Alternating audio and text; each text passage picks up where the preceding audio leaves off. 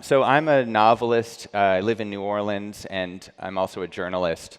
And I came to writing about climate change not out of any sense of activist impulse, although of course I have those as well, but out of a sense of frustration, that the story wasn't being told in the way that I wanted to engage with it. That the way we have now, at least in the States, of writing about climate change and thinking about climate change in the public discourse has become stale, and I felt it's missed the heart of the matter, which is to say the human dimension. So what do I mean by that? I mean, in typical journalism writing about climate change in the US, there's a certain pattern or certain tropes that you get. Usually a news article, for instance, will begin with, here's some fresh outrage. Trump is dropping out of Paris, the Paris Climate Accord. He's rolling back some regulations. Recently, it's usually had to do with President Trump. And then it's this is a major concern because if we don't act in the next 10 or 12 years, we have all kinds of terrible scenarios coming our way. And even now, we're experiencing some of those disasters, wildfires, flooding, you name it. And if we don't act soon, it'll be too late.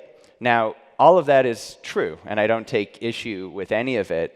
But what I don't feel that it is the whole story. What's missing, I feel, are some questions that have perplexed me in recent years. For instance, what do we make of this knowledge? How does this terrible knowledge touch our own lives today? How does the fear we have of these scenarios filtering into our daily lives, into our personal lives? How is it changing the way we think about the future? When I started to research losing Earth, my wife had just given birth to our first child. So this was something that was very much on our mind. Is it ethical to have children, given the future that we know they will inherit, even under the best case scenarios? We had a second child shortly after the publication of the book this year.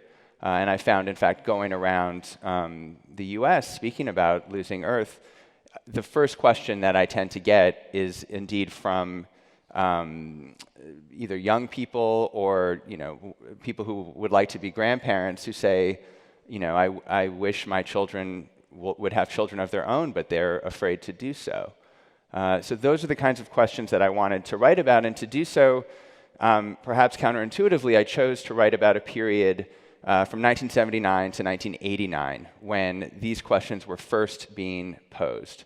Why is that period important? In 1979, as Rosanna said, there was scientific consensus about climate change. Of course, the science goes back much further into the 19th century, but by the end of the 70s, there were a series of high-level government reports within the US and international reports as well, laying out the fundamental science of the problem, and which hasn't changed since then. Of course, we have more data, we have better precision in our predictions, but the fundamental understanding has not shifted. Also, uniquely, it was a period in the US when it was not a partisan issue. There were Republicans and Democrats who worked very strongly to try to pass climate legislation.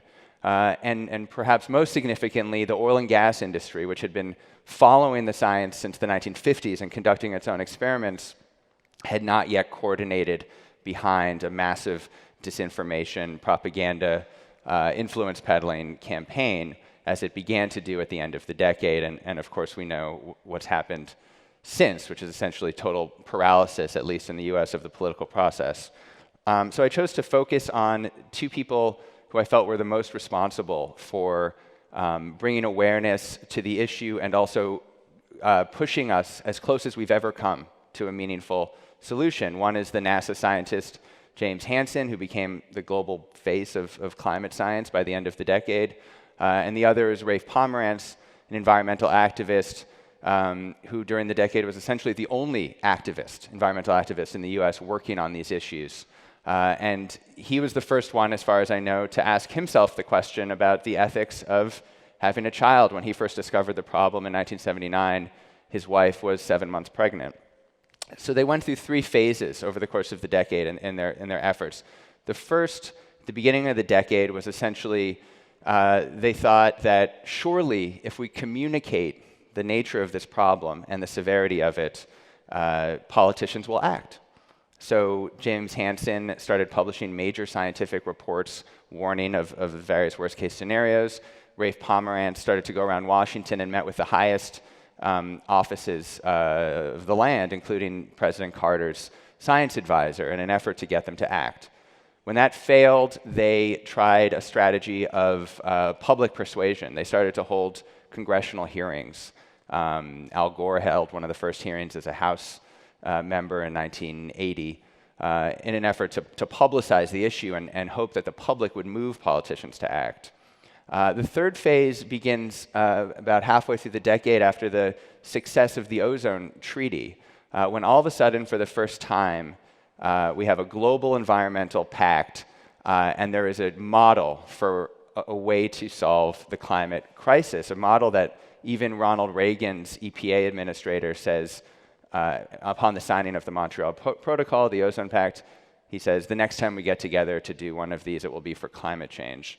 And you have this moment at the end of the decade that's almost hard to believe at this point, where even George H.W. Bush, running for president, is speaking on the campaign trail about the issue. He says, those who think we can't solve the greenhouse effect, as it was known, haven't heard about the White House effect. And when I'm in the White House, we're going to solve it. You have 32 bills introduced into Congress that year, bipartisan bills, many of them more ambitious than what's now being called the Green New Deal. They include things like economic sanctions for foreign countries that fail to live up to their climate commitments, population control, which is something that's taboo, I think, on both the left and the right at this point. And you have, in 1989, in fact, 30 years ago today, I realized Berlin was not necessarily paying attention, but in Noordwijk, in the Netherlands, there was a meeting, the first high-level diplomatic meeting to negotiate a global climate treaty. This is the process that continues today as the Paris Accord. But at the time, the idea was a binding treaty to reduce carbon emissions. And it was expected that the whole world would sign, and at the last second, the US pulled out. And I explain how that happened in the book, but essentially there was a power play within the White House. And the world's first climate denialist happened to be the chief of staff for Bush, and he won out. Today, jump forward 30 years.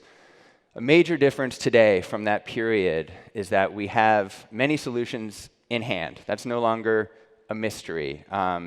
There are various roadmaps to success. James Hansen has one that runs 12 years, saves money, and keeps warming under 1.5 degrees. There's many such other roadmaps. They tend to have the same ingredients: carbon tax, renewable energy investment, reforestation, improved agricultural practices. As William Nordhaus, who won the Nobel Prize last year in economics, said, the problem is political rather than one of economics or feasibility. When I interviewed Al Gore for the book, he said, the central problem has always been that the maximum considered politically feasible still falls short of the minimum required to be efficacious. He said, confronted with that gap, you have 2 choices. You could either roll up into the fetal position, or you can try to change what's politically possible. So the question is, what is politically feasible? I think the beginning of that conversation has to acknowledge that we're not, as we like to imagine ourselves, really a long-term species. We're a middle-term species. We don't think about the end of civilization, the prospect of the end of civilization, in the same way that we don't like to think about the prospect of the end of our lives. It's very difficult for us to mentally make that connection. I will say, however, that this is not the first existential crisis we've faced.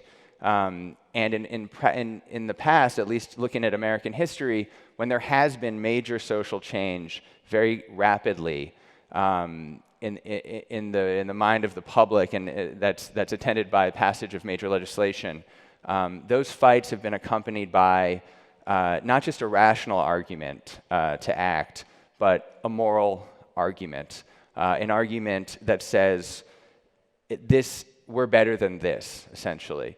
You saw that during the civil rights era. You saw it during the fight for gay marriage most recently. You're seeing it now with immigration and gun violence in the US. And this is the kind of argument that's just materialized really in the last year among environmental activists, this new wave of activism led by young people. You hear it when Greta Thunberg tells the political leaders and economic leaders at Davos, we don't want your concern, we want you to panic. You hear it from young activists in the Sunrise Movement in the US who say, we are worried, your inaction is killing us. They're usually addressing the older political class. You're robbing us of our future. And it's a moral claim that, while perhaps not sufficient alone, I think has profoundly shifted the way that we are talking about it, not only in the US, but abroad. It essentially says that if we fail to act, not only will it be stupid, not only are we making things worse for ourselves, but we're undermining the very fundamental values that are the basis for civilized society. It's a social justice argument. It says that if we don't take this seriously, we can't pretend to take seriously any question of inequality, economic inequality, racial inequality, gender inequality, that our failure to attack climate change is also a failure to address any of these issues. And if that's the case, then society as we know it is an illusion. Now, my feeling is that until we can speak honestly about what we're up against, until we're serious with ourselves, we have no real chance of solving this thing. I'm a writer. I have faith in the power of language. And so if I'm to feel optimistic at all, it's about this new development that's occurred. And so I think that when we're talking about things like the Paris Treaty, when we're talking about regulations being relaxed on coal plants or fuel efficiency standards, we have to understand that we're not just talking about environmental issues. We're talking about threats to our way of life. That when we talk about climate change, we're not talking about the environment. We're talking about the preservation of everything we are and everything we love. Thank you.